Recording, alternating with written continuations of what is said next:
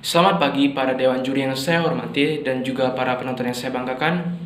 Perkenalkan, nama saya Kian Wijaya dari kelas 11 mewakili Sekolah Ricci 1 dalam lomba debat LDPI kali ini. Dan tema mosi debat pada hari ini adalah di negara yang marak korupsi, maka penerimaan atau seleksi mahasiswa baru dilakukan dengan menggunakan indeks integritas sekolah dan juga indeks kejujuran siswa. Dan pandangan saya terhadap argumen ataupun mosi tersebut adalah saya setuju terhadap mosi tersebut.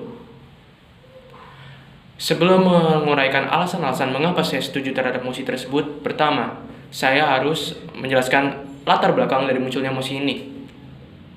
Di zaman sekarang, terdapat banyak sekali negara-negara yang memiliki tingkat korupsi yang sangat tinggi. Sebagai contoh, Somalia dan Sudan Selatan. Dilansir dari World Population Reviews, kita bisa melihat bahwa Sudan Selatan memiliki tingkat korupsi dengan poin 178. Poin itu sangat-sangat tinggi. Dan oleh karena itu, muncul pandangan bahwa untuk mengurangi tingkat korupsi tersebut, kita dapat melakukannya dengan cara seleksi penerimaan mahasiswa baru dilakukan dengan indeks kejujuran siswa dan juga indeks integritas sekolah. Menurut saya setuju terhadap pandangan tersebut. Tujuan dari dilakukannya seleksi menggunakan indeks integritas sekolah dan juga indeks kejujuran siswa adalah agar menghasilkan individu-individu yang berkepribadian jujur, sehingga akan mengurangi tingkat korupsi ketika mereka menjadi calon penggerak bangsa lainnya. Lalu alasan saya setuju terhadap mosi tersebut adalah yang pertama, dalam bidang pendidikan atau dalam hal ini mahasiswa, kita mengetahui bahwa hal yang dikejar adalah akademik, sehingga seringkali melupakan nilai-nilai moral dan juga kejujuran. Kita ambil contoh nilai. Nilai berfungsi sebagai kadar pengukur bagi seorang siswa untuk melihat apakah siswa ini sudah mampu atau belum di bidang yang dipelajari. Bagaimana bila nilai ini digapai dengan cara ataupun dengan proses yang kurang jujur? Sebagai contoh dengan menyontek dan berbagai hal yang kurang jujur lainnya. Maka apakah fungsi nilai tersebut akan terpenuhi? Tentu saja tidak. Maka nilai yang didapat dengan menggunakan proses yang kurang baik seperti tadi tidak akan memenuhi fungsinya sebagai nilai ataupun esensi dari nilai itu tersendiri. Sedangkan apabila nilai ini didapat dengan cara-cara yang jujur, dengan cara-cara yang benar dan berkarakter, maka fungsi dari nilai tersebut akan terpenuhi dan pantas dijadikan sebagai bahan penilaian. Lalu yang kedua,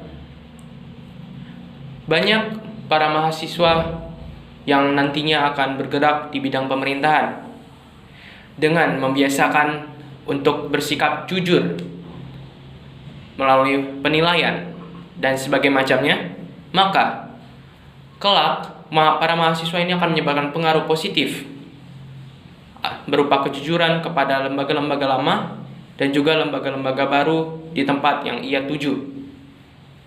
Dengan begitu, kejujuran akan menyebar dan mengurangi tingkat korupsi yang ada.